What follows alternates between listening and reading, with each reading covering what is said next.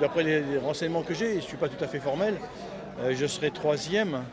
Alors en fait, il y a deux phénomènes à ça. Le premier phénomène, c'est l'abstention. Plus de 50% des électeurs ne se sont pas déplacés, et notamment des électeurs du Rassemblement national ne se sont pas déplacés. Parce qu'on leur a tellement expliqué que ça ne servait à rien de se déplacer pour les législatives, parce qu'ils avaient peu de chances de faire élire des députés à Rassemblement national, qui ne sont pas venus.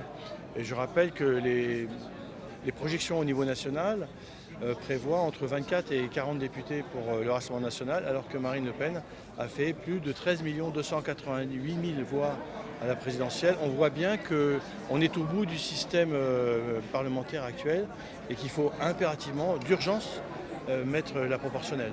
Et le deuxième phénomène, c'est la candidature de division de Philippe Vardon, qui, bien qu'exclu du Rassemblement national, est allé à cette élection et il prend à peu près, à la louche, un tiers des voix. Et donc, sans Philippe Vardon, il y aurait eu un candidat patriote au deuxième tour de cette élection. Donc, il porte la responsabilité de cette division. Je le regrette. Bon, mais en même temps, si vous voulez, j'assume aussi cet échec, parce que moi, quand je vais au combat, j'accepte tous les inconvénients du combat. Ce que je regrette, c'est quand même la méthode, puisque il s'est permis des tracts diffamatoires, tout ça, c'est pas mes méthodes, c'est pas ma culture, voilà. Donc, ça ne donne pas globalement une bonne image de l'extrême droite. Alors vous dites extrême droite, moi j'ai fait toute ma scolarité dans le public, j'étais 25 ans gendarme, j'ai servi la République, j'ai voté à toutes les élections, je reconnais tous les résultats des élections, je ne suis pas un factieux. Donc vous dites extrême droite, je ne sais pas d'où vous sortez cette expression, mais moi je ne me sens pas du tout d'extrême droite. Comment vous vous définissez alors ? Ouais, je suis un patriote, je suis de droite, authentiquement de droite. D'ailleurs, j'ai connu Christian Estrosi à l'époque où il était lui-même de droite. Moi, je ne vais pas me réfugier du côté du pouvoir pour des avantages personnels. Je fais de la politique pour des idées.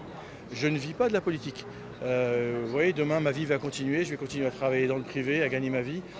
Donc voilà, tout va bien pour moi.